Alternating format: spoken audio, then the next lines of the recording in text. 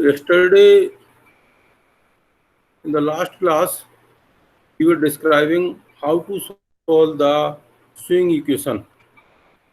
Means how to analyze the system. We know this is the swing equation, and to understand how the delta will be there, whether delta will time will remain within the specific range or not, it will go beyond the range. If the delta goes beyond the range, means continuously increasing, it becomes the unstable. System can be unstable. And just to know whether delta will be your system will be stable or not, we have to plot the delta.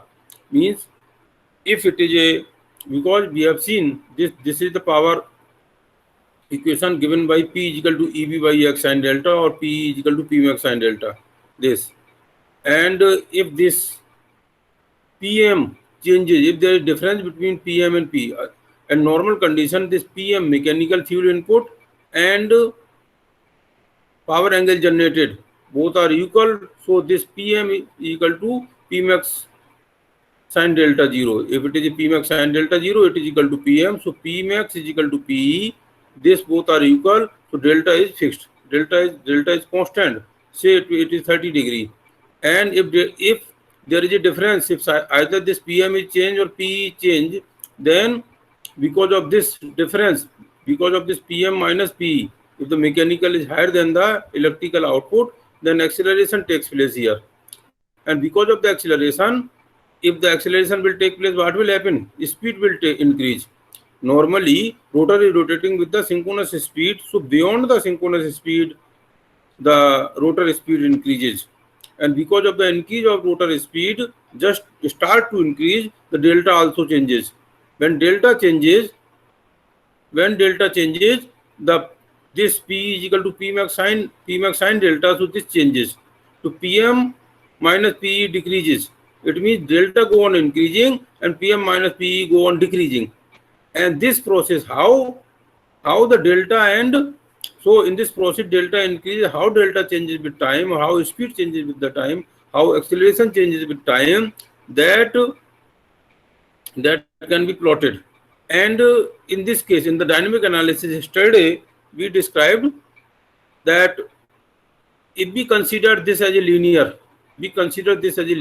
from delta 0 to delta, means if it takes say 10 seconds, from rotor changes its speed from delta 0 to delta, if it takes 10 seconds, throughout the 10 seconds, we consider it as a linear.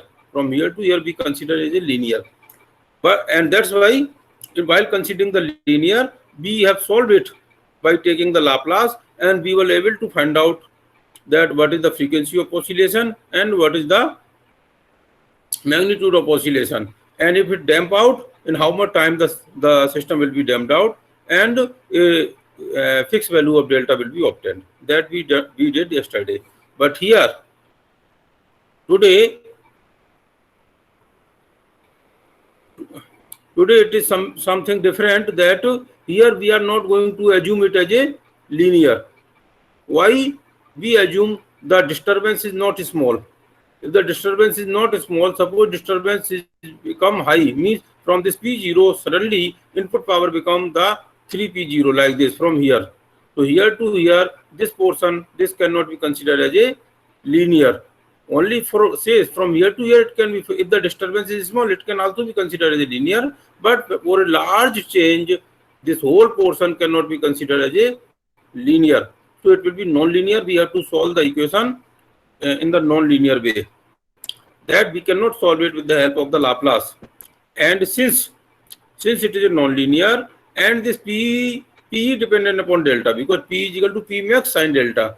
So this delta, as delta increases, because of this is acceleration, because of the power, change in power, this is change in power, this is acceleration. Acceleration changes. So what will happen? Because of the change in acceleration, speed changes. Speed because of the speed, delta changes. So delta, because of this delta, this electrical power output is changing. So this portion and this simultaneously acceleration, this acceleration, speed, and this delta is here. You can say this P is equal to P max sin delta. You can write it as a P max sin delta. So this acceleration and delta changes simultaneously. This and this both depend. This and this both depends upon delta. So to solve it, what we do here, we consider now see here.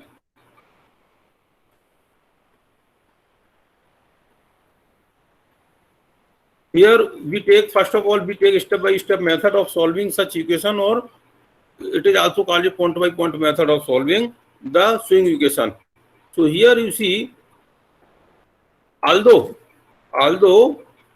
the delta, you see this delta changes like this non-linearly, speed also changes like this non-linearly, and this acceleration also changes non-linearly, and here, because the delta it changes non-linearly here to here, but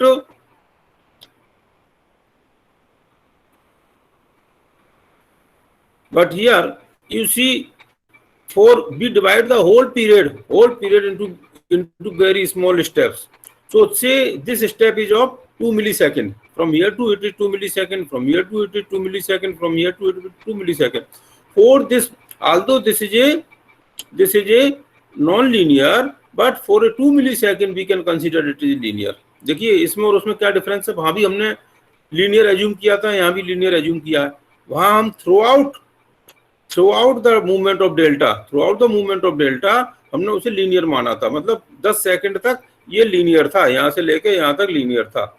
अब हमने क्या किया, इसको 2 मिली second में divide कर दिया. So the whole things up to 10 second if you divide into 2 millisecond, so it will be 5000 steps. तो हमने 5000 स्टेप्स में डिवाइड कर दिया. और एक small step can be considered as a linear, and then summation of all can be the or that summation of that can be we can find the overall then delta. So we have divided this into very small steps. Now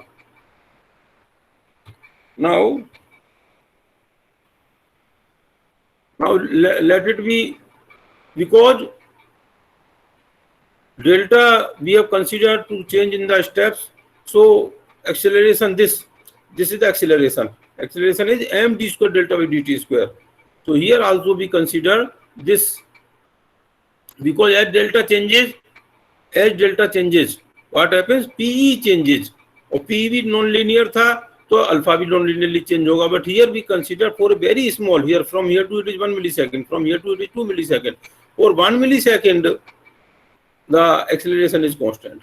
For here, then it is a first step. You can say first step can be considered as a half, equal to half of the step. So it is a 1 millisecond, then it is a 2 millisecond. And for example, I am taking this as an example. It is of 2 millisecond, or it can be any size, 3 millisecond or 1 millisecond, anything. So let it be of 2 millisecond step. So for that, for 2 millisecond, this acceleration is constant. Although this is not constant, because as delta going on change, acceleration also changes. जैसे delta change होगा तो क्या होगा, pm minus PE change होगा, pm minus PE change होगा तो acceleration change होगा. तो in fact acceleration is also changing continuously. Acceleration भी ऐसा धीमे ऐसे ही कम होता जाता है. एक्सेलरेशन कम होता जाएगा, but for the small period भी कंसीडर्ड एज ए कांस्टेंट. अब फॉर ए कांस्टेंट एक्सेलरेशन, यहाँ से लेके यहाँ तक अगर कांस्टेंट एक्सेलरेशन है और इनिशियल स्पीड इज ओमेगा. देखिए रोटर की इनिशियल स्पीड क्या है, what is the initial speed of the rotor? Yes, who will tell? Jagveer, before the disturbance came, what is the initial speed of the rotor? हाँ जगवीर बताओ.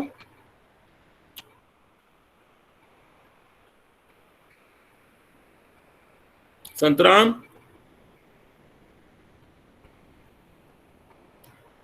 yes, Santaram, are you not listening? Ravi,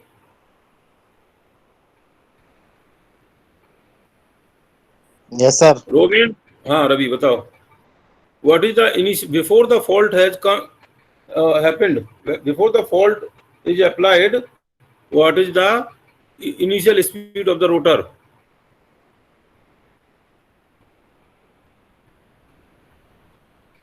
synchronous machine हमारा connected है, synchronous machine connected है system के साथ grid से connected है, it is supplying some power, कुछ पावर दे रहा है।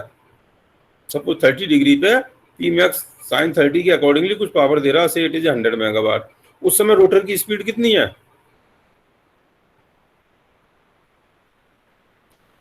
तनु 100 ही होगी सर, क्या? क्योंकि सर उसमें डिस्टर्बेंस 100? नहीं आएगा ना सर।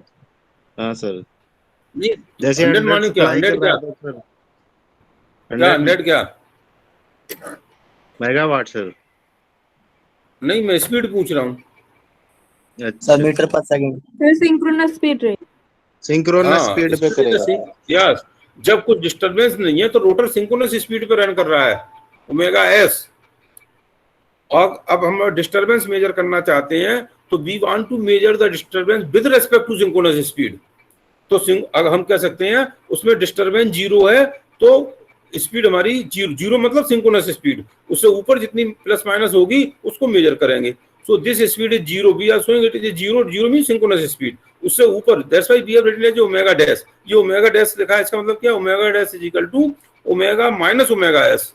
जो एक्चुअल स्पीड है उसमें से सिंक्रोनस स्पीड अगर सब्ट्रैक्ट कर दें तो that is the with respect to synchronous speed, वो कितना अबव और बिलो गया है। That's why it is written as omega dash, and here we have shown omega dash. Here you see omega dash is equal to omega minus omega s। ये omega जो भी speed है उससे synchronous speed के comparison में कितना ऊपर है, that's why this is omega dash. So now, तो पहले स्पीड 0 थी, सपोज 0 मतलब सिंक्रोनस स्पीड है। अब इस पे हमने क्या किया, ये और you take this here speed is से ओमेगा 1, यहाँ हमने एक एक्सीलरेशन लगा हुआ because of the acceleration, because the difference between the mechanical and electrical power, this is the acceleration.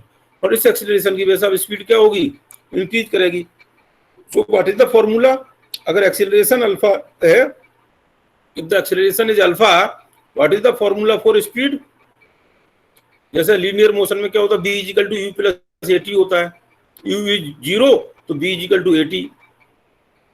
और एंगुलर मोशन में क्या होता है, w is equal to alpha into T, w is equal to w0 plus alpha T. तो जो भी speed थी उसमें alpha into T time period है, डेल्टा टी। तो टी इंटू डेल्टा टी के अकॉर्डिंगली इसकी स्पीड, अगर ये इतना एक्सीलरेशन लगा है अल्फा 1 यहाँ से लेके यहाँ तक, अगर अल्फा 1 एक्सीलरेशन लगा है तो स्पीड ओमेगा 1 से क्या हो जाएगी, चेंज इन स्पीड क्या होगी, previous speed plus alpha into T. तो ये देखिए यहाँ इनिशियल स्पीड अगर आपकी ओमेगा 0 है, omega 0 dash is equal to 0, और एक्सीलरेशन कितना है, पीए क्या है, what is PA? Acceleration power. इसकी वैल्यू बता सकते हैं क्या है? What is this PA 0 acceleration power? This saying acceleration power at 0 means initially first step में, यहाँ पे इनिशियल स्टेप पे एक्सीलरेशन पावर है पीए, और ये PA is equal to PM minus P, दोनों पावर में से डिफरेंस करेंगे divided by M, power divide by M acceleration होता है। ओके, बिकॉज आपने देखा M D square delta by D T square is equal to P, तो ये D square by delta T square है, that is acceleration. So P by M is equal to acceleration. तो ये acceleration हो गया। अब ये डेल्टा टी, ये the step is delta T by 2, half step delta T by 2। तो यहाँ पे स्पीड ओमेगा 0 थी, तो यहाँ पे कितनी होगी, यहाँ पे कितना होगी, अल्फा इंटू टी इसमें इंक्रीज कर गया। तो initial speed delta change in speed from यहाँ से यहाँ, change in speed alpha 0 plus delta T. So initial speed is omega 0, so omega 0 plus del omega 1, ये चेंज इन स्पीड हुआ, it is a new omega. Means यहाँ पे speed, यहाँ पे speed omega 0 है, यहाँ ओमेगा 1 हो गया, डैश नहीं बोल रहा हूँ मैं बार बार, ये ओमेगा 1 हो गया। तो ये ओमेगा 1 कितना होगा, previous omega 0 plus del omega. Is this point clear और नॉट? ये पॉइंट क्लियर है कि नहीं है? Yes sir. हाँ, तो अब स्पीड पहले ये थी डेल्टा टी बाई टू के बाद स्पीड ये हो जाएगी प्रीवियस स्पीड पे चेंज इन स्पीड यहाँ से आया ये स्पीड आ गई। अब इस स्पीड से अगर स्पीड ओमेगा 1 है तो डेल्टा में कितना अगर कोई भी उस स्पीड है तो डेल्टा टी में डिस्टेंस स्पीड इनटू टाइम क्या होता है, डिस्टेंस होता है। ऐसे ही एंगुलर स्पीड में एंगुलर स्पीड इनटू टाइम क्या होता है, एंगल होता है। तो स्पीड अगर ये है, पहले स्पीड 0 थी, अब स्पीड ओमेगा 1 है, तो यहाँ पे डेल्टा कितना चेंज हो जाएगा, ये ओमेगा 1 है तो डेल्टा कितना हो जाएगा, change in delta will be equal to speed into time. तो यहाँ देखिए अगर हम इसको उसका साइज थोड़ा कम कर दें तो both will be yes,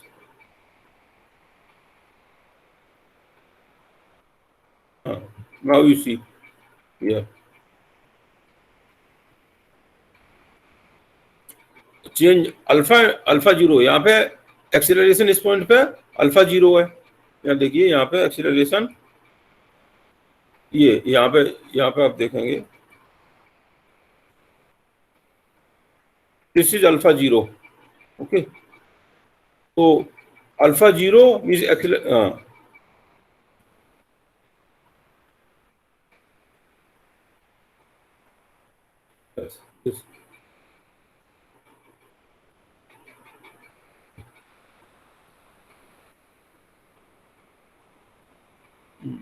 so this actually delta change in power, change in angle is omega into delta t, here it is omega is also there, omega देखिए ये ओमेगा 1, ये स्पीड ओमेगा 1 है, तो omega 1 speed की वजह से यहाँ change in delta कितना होगा, ओमेगा 1 इंटू डेल्टा टी। तो ये change in this is change in delta और change in delta 1 is equal to here it is omega 1 into delta T, okay. So here omega 1, right here omega 1, I don't know whether we can write or not, चलो anyway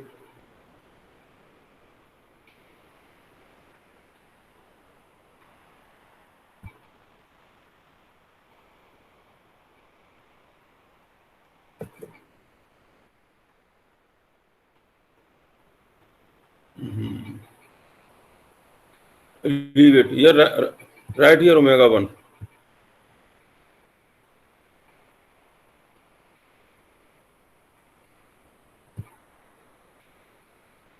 omega 1 into delta T, यहाँ पे omega 1 into delta T लिखेंगे, okay, leave it.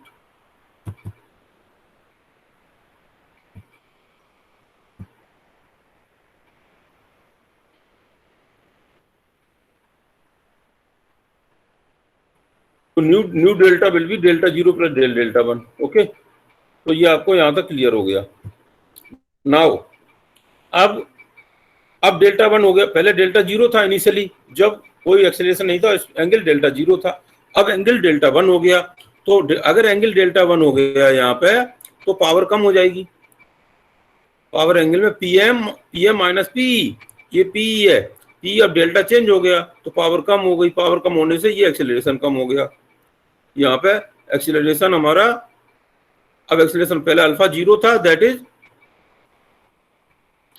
Is equal to this, alpha 0 था तो this acceleration था, PM minus P max sine delta 0। अब क्या हो जाएगा, PM minus P max sine delta 1, ये वैल्यू बढ़ गया तो ये PA1 हो गया, तो पावर हो गई PA1 divided by M alpha 1, new angle, new acceleration हो गया। न्यू एक्सेलरेशन मतलब ये पहले अल्फा 0 था, अब एक्सेलरेशन अल्फा 1 हो गया। अब एक्सेलरेशन अल्फा 1 होने से क्या होगा, अब स्पीड हमारी बिकॉज ऑफ दिस एक्सेलरेशन, पहले एक्सेलरेशन ये था, अब एक्सेलरेशन कम हो गया, तो इस एक्सेलरेशन की वजह से स्पीड तो बढ़ती रहेगी, एक्सेलरेशन कम हो या ज्यादा हो, एक्सेलरेशन कम या ज्यादा हो, स्पीड हमेशा बढ़ती रहेगी। तो स्पीड बिकॉज एक्सेलरेशन क्या है, change in speed per unit time, तो ये increase in speed per unit time हो रहा है, तो दिस इज इंक्रीजिंग। एंड तो अब because of this constant acceleration, यहाँ से एक्सेलरेशन की वजह से स्पीड ओमेगा 1 से ओमेगा 2 हो रहा है। या चेंज इन स्पीड कितना होगा, यहाँ से लेके यहाँ तक चेंज डेल ओमेगा कितना होगा अल्फा 1 इंटू टी, यहां से लेके यहां तक टाइम टी है, this time is t, so alpha 1 into delta t change in speed होगा, and actual speed will be the omega 1 plus this change in speed is equal to omega 2। तो ये हमारा आ जाएगा लाइक दिस,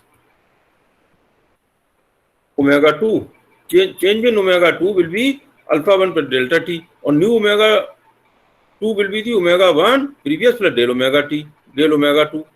ये हमारा new speed आ गया। और न्यू स्पीड, अगर स्पीड भी चेंज हुआ है तो speed multiply by delta T is equal to new delta 2 आ गया, ये डेल्टा 2 आ गया। तो new delta will be equal to previous delta plus change in delta is equal to delta 2। तो इस तरह यहाँ देखिए,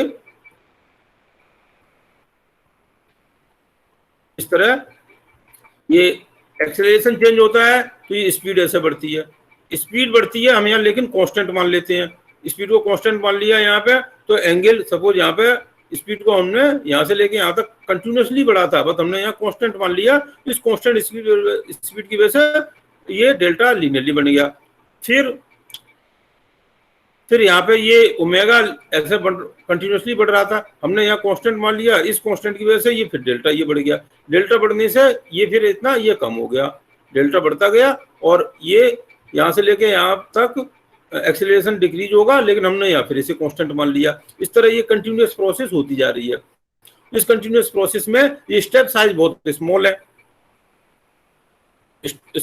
तो इसकी वजह से क्या होगा, they will give the effect of almost in spite of being non linear. हम लीनियरली इसको इनडायरेक्टली एज्यूम कर लिया। Now see what happens with this. अब इसमें हमने क्या किया, इसमें हमने ये देखिए, ये 1 स्टेप था, ये सेकंड स्टेप था 2 की जगह nth स्टेप लिख दिया n। यहाँ जैसे ये 1 है, 1 की जगह जैसे ये ना डेल ओमेगा 2, तो डेल ओमेगा n यहाँ लिखेंगे। If you write del omega n, यहाँ पे if you write del omega n, 2 की जगह n लिख दिया, तो 1 की जगह n-1 डेल्टा t। फिर यहाँ ओमेगा 2 की जगह ओमेगा n, 1 की जगह n-1 डेल ओमेगा 2। तो nth स्टेप लिखा, जैसे ये फर्स्ट स्टेप, फिर सेकंड स्टेप, ऐसी इसको देख के nth स्टेप लिख दिया, this is the nth step. Similarly ये डेल्टा 2 है, तो डेल्टा n, डेल्टा 2 की जगह n, 2 की जगह n, 1 की जगह n-1, तो ये जनरल लिख दिया। Here it is a del omega n, so this formula, this is written for the nth step। nth step के लिए फॉर्मूला लिख दिया। इसमें किसी को कुछ क्वेश्चन है? Anybody want to ask anything here? Santram? Yes sir. हाँ, इसमें कुछ पूछना है? No sir. ओके, तो अब देखिए, इसमें हमने फिर फर्दर मॉडिफाई क्या किया है, ये nth स्टेप लिखा। यहाँ देखिए del N is equal to omega N delta T. अब ये ओमेगा एन की वैल्यू यहाँ से लिख दिया, इसमें यहाँ पे omega N is equal to omega n-1 plus del omega N यहाँ लिख दिया। इसको ओपन किया, omega n-1 into delta T, omega n-1 into delta T यहाँ से लिखेंगे, omega n-1 into delta T is delta n-1, delta n-1 आ गया। और ये del omega N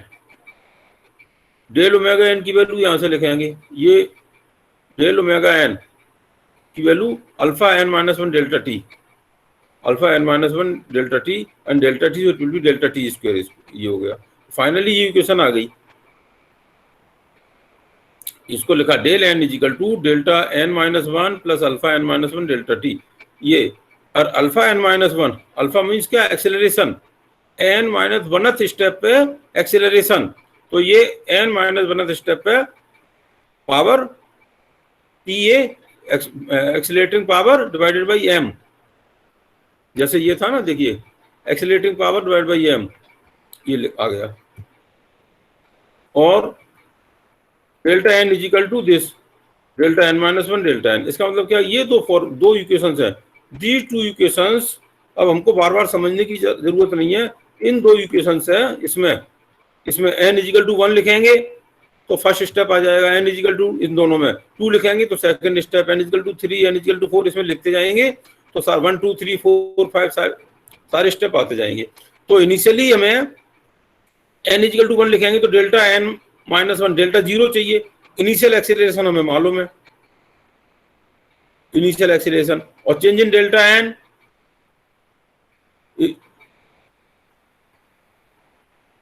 and change in delta n, इससे फिर हमने सॉरी ये यहां से इनिशियल एक्सीलरेशन ये है, if we put n is equal to, if we put n is equal to 1, इसमें फर्स्ट स्टेप लगा n इज इक्वल टू 1 तो p1 माइनस 1 मतलब p है 0, इनिशियल एक्सीलरेशन पता है डिवाइडेड बाई उसका इनर्शिया पता है, टाइम स्टेप हमने डिसाइड किया हुआ है 2 मिली सेकेंड, तो इनिशियल एंगल ये इनिशियल पता लग गया, चेंज इन और change in delta, initial delta मालूम है तो न्यू डेल्टा, फिर ऐसी second step n equal to 1 2 3 4 इसकी वैल्यू एक दूसरे में रखते जाएंगे तो हमें 1 2 3 4 5 6 और nth स्टेप, मतलब अगर हमने इसको 2 मिली सेकंड के स्टेप माने तो 5000 के बाद कितने स्टेप हो जाएंगे, 5000 स्टेप के बाद 10 सेकंड आ जाएंगे, तो 10th सेकंड पे एंगल कितना होगा वो पता लग जाएगा, और वी कैन प्लॉट हर स्टेप का डेल्टा 1 t1 डेल्टा 2 t2, मतलब हर एक मिली सेकंड का हम डेल्टा प्लॉट कर सकते हैं। और डेल्टा जो प्लॉट करेंगे वो कुछ इस टाइप का, अगर अनस्टेबल है तो इस टाइप का, नहीं तो इस टाइप का, स्टेबल है तो हमारा ऐसा इंक्रीज करेगा delta with time, then decrease then increase decrease, finally ऐसा हमारा डैम्प होकर डेल्टा की वैल्यू फिक्स हो जाएगी। या ऐसा हो सकता है डेल्टा की वैल्यू यहाँ से यहाँ तक 30 डिग्री से 40 डिग्री गया और 40 के अराउंड 50 30 50 30 फिर ये 48 32 और ऐसे ये स्टेबलाइज हो गया, तो हमें पता लग जाएगा सिस्टम डेल्टा का actual graph, delta versus time का एक्चुअल ग्राफ पता लग जाएगा, उसकी frequency, maximum value of the delta, minimum value of the delta, that we can find, means कितना मैक्सिमम स्विंग कितना है, मिनिमम स्विंग कितना है और कितने टाइम में हमारा सिस्टम स्टेबलाइज हो रहा है, this we can plot. It is clear or not? Yes. Yes, sir. Now, this is called the step-by-step method to solve the non-linear equation. हमारी इक्वेशन नॉन लीनियर थी, उसको सॉल्व करने का हमने एक मेथड निकाला, क्योंकि उसको स्मॉल स्टेप्स में डिवाइड कर दिया। Now, this Rangakutta has given another some modification in the step-by-step method. देखिए इसमें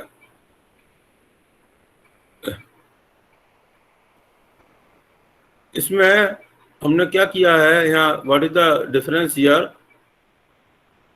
ये जैसे ओमेगा की वैल्यू ओमेगा से लेके और इसमें यह ओमेगा 1 से ओमेगा 2 चेंज हो रही है, ओमेगा 0 से यहाँ वैल्यू ये चेंज हो रही है, ओमेगा 1 से omega 2, suppose this value is changing.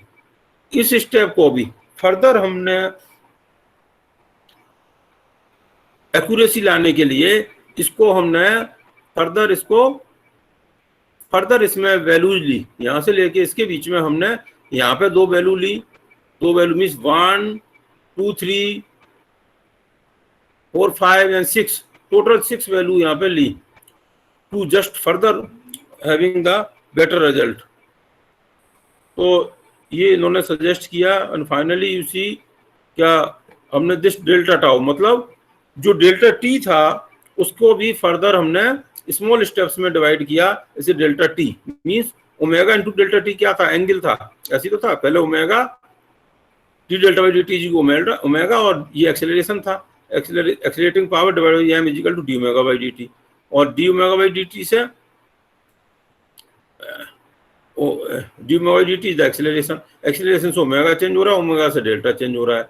इस डेल्टा टी को हमने फिर डेल्टा टाउ में वेरी स्मॉल लिया, ओमेगा इंटू डेल्टा टाउ, इसको ये क्या था डेल्टा, तो जो डेल्टा था उसको हमने देखिए H1 here you see H1 H2 H3 H4 ये 4 स्टेप लिए, H1 H2 H3 H4 4 step लिए, तो 4 स्टेप इसमें कर लिए। H1 मतलब ये डेल्टा ही था, डेल्टा टाउ होने की वजह से इसको हमने H1 कहा है, एक यहाँ पे H1 लिया, इस H1 होने से ओमेगा या इस K इज द ओमेगा, ये देखिए acceleration divide by delta T it was the omega. तो इसके चेंज होने से डेल्टा चेंज हो रहा है, इसको H कह दिया, इसको K को ओमेगा को K कह दिया। और इससे ही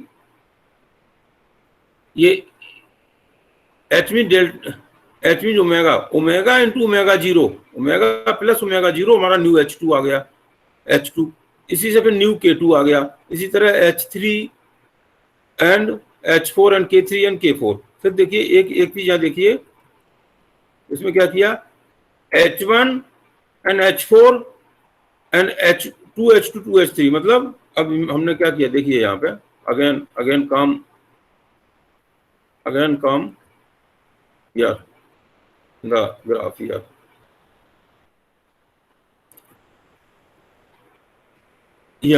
यहाँ से लेके यहाँ तक जो नॉन लीनियरिटी थी, हमने कहा ये यहाँ H1 वैल्यू यहाँ पे जो हमने इसको 4 स्टेप में डिवाइड किया था, तो ये वाला स्टेप फर्स्ट, सेकंड और थर्ड पे जो वैल्यू आई, इसको ट्वाइस वेटेज दिया है, ट्वाइस यहाँ पे इसको ट्वाइस दिया, यहाँ पे ट्वाइस दिया, फिर इसको लीनियर माना है। इसके अकॉर्डिंगली ये न्यू डेल्टा जो हमारा था H1 2H2 plus 2H3 plus H, तो इसका एक वेटेज, इसका 2 2 4 और 1 5, मतलब 1 और 2 3 और 5 और 6 वेटेज देगा और 6 से डिवाइड कर दिया, तो नेट एंगल डेल्टा आ गया। ऐसे ही ओमेगा के केस में ये K ओमेगा था, तो ये new value of delta omega निकालने के लिए इस थ्योरी को यूज किया, मतलब उसको फर्दर हमने लीनियराइज की तरफ ले गए हैं। Rest everything is same, rest is same. Her step में उन्होंने ये 4 स्टेप और बढ़ा दिए, फिर फाइनली एवरेज ले लिया। तो इसको बढ़ाने से हमारी नॉन लीनियरिटी को हम ज़्यादा अच्छी तरह एनालाइज कर पाए। तो this is called the Runge Kutta method.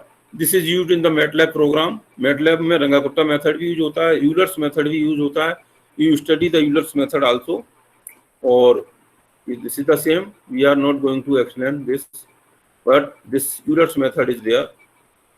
So in this method, in this way, we can solve the non-linear problem.